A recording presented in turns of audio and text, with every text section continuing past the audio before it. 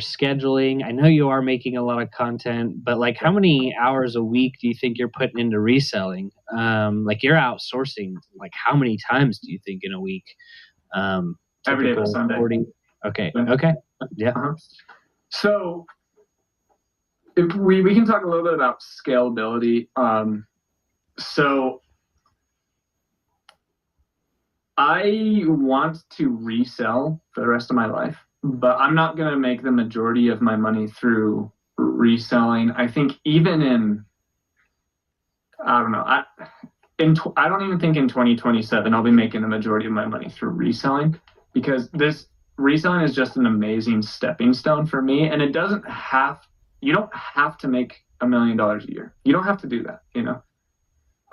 And a lot of people are really comfortable making an extra $30,000 a year reselling, and that's awesome. So like what I'm about to say, like, isn't for everyone, but what I'm 6 months from now, I'm only going to be sourcing and creating content for my reselling business. Everything else will just be employees, and you don't have to get there. I'm not advising that everyone does that, but what makes me the most money is buying items that sell and recording myself doing so. So when you start a business, if you want to scale it, what you do is you do everything until you make a comfortable amount of money. You analyze what you suck at or what you're good at but doesn't make you very much money, and then you delegate that to someone else. And then so I make a lot of money from listing and selling items, but I make more money from actually getting more quality inventory. So I can just have an employee do all the listings for me, all the customer service for me, all the shipping for me.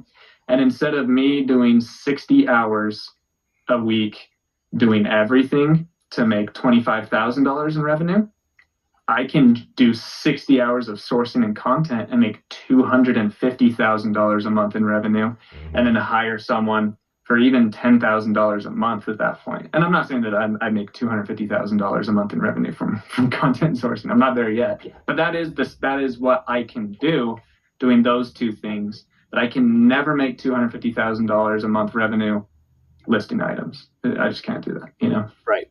Yeah. So my path is sourcing. Like I want to source 50 hours a week. Yeah.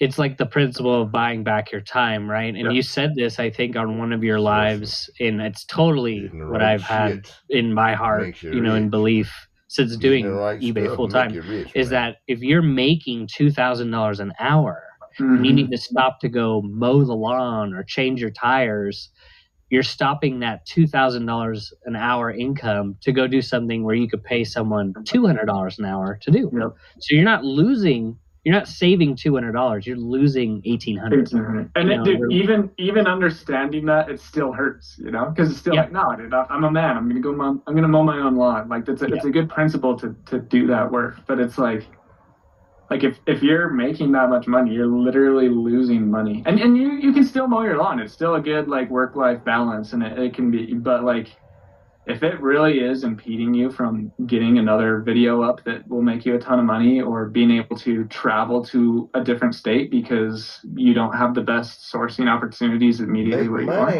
you got to outsource it so you can get up there. Make money. Right. And figuring out how much money you make per hour is like key. I mean, you really got to understand that as soon as possible, because if you're wasting your time on $4 an hour activities, it's going to be really tough for you to scale this thing.